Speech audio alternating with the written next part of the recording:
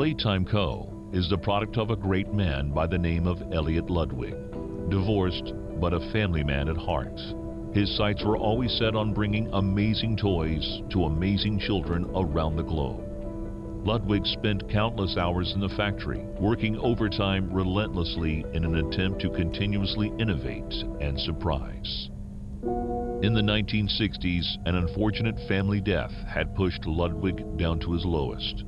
But with so much ambition, he rose back up and continued to fulfill his vision for the Playtime Co. toy factory.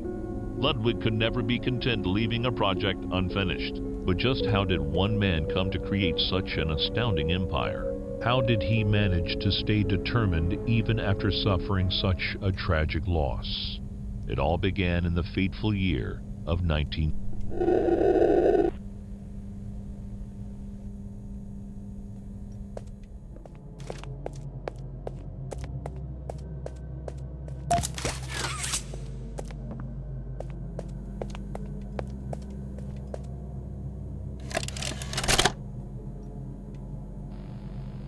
Well, it finally happened. After years of being ignored, the company actually heard all my complaints. Yep, they listened to them very carefully. I guess my words must have really inspired them to take action. Because the next day I got demoted down here to the freaking island of misfit toys! Why do I talk to myself?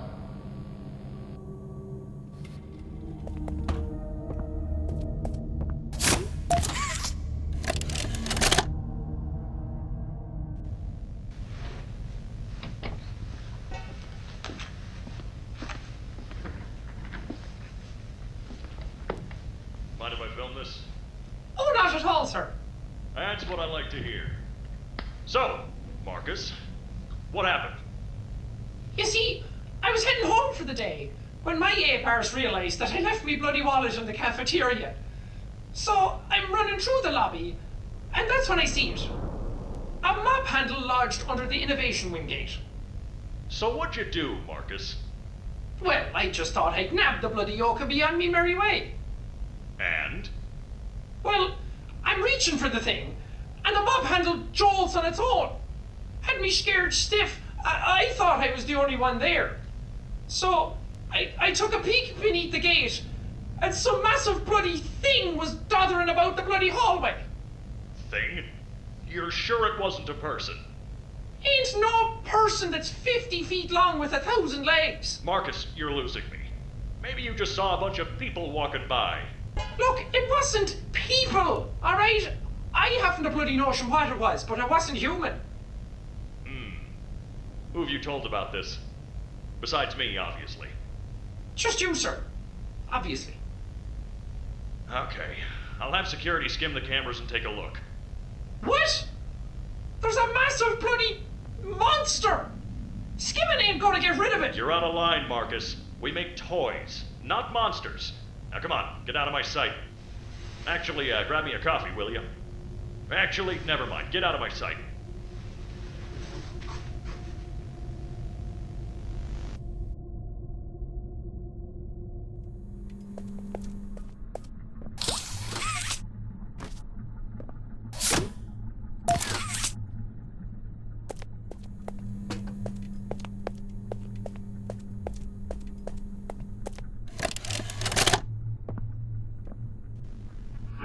Jimmy, your work as Playtime Co.'s Chief Marketing Officer has skyrocketed the company's profits.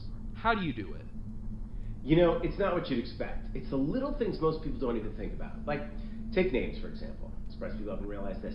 You take the E sound, slap it on the end of a name, boom, you're making bank. Huggy, Mommy. Even Elliot knew this way back with Poppy. I guess I And blue. Blue is huge. I'm telling you. What's your favorite color? Blue? I bet it's blue, right? It's blue? It's green. Okay, well, you're a special case. Most people would say blue. But seriously, marketing is not as easy as you think. I make it look easy. If there's anything Playtime Co. should be known for, it's not toys. It's marketing.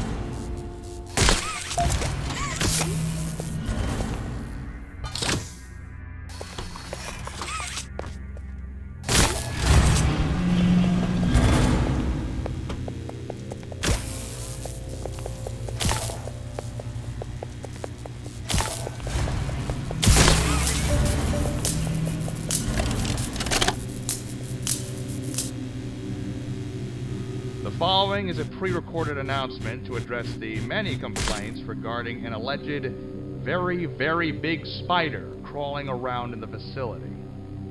The Playtime Corporation wants me to remind you all that spiders that big do not exist, and that if they did, quote, we would already be dead anyways, end quote. Regardless, you can all rest assured the company is sending some specialists down here to have a look around and relieve the constant whining. Complaining seems to be everyone's primary contribution to this company. It's just a spider. You are all safe. Please, please, carry on with your jobs.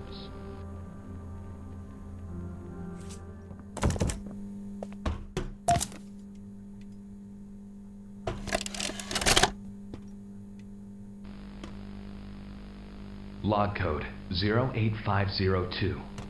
In relation, experiment 1006, the prototype.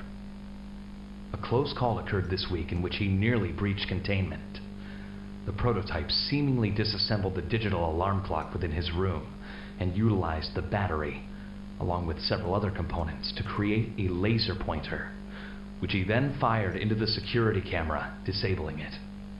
These actions allowed him 28.3 seconds completely unmonitored. Once function returned to the camera, the room appeared to be empty. One surveillance specialist went in to confirm his absence.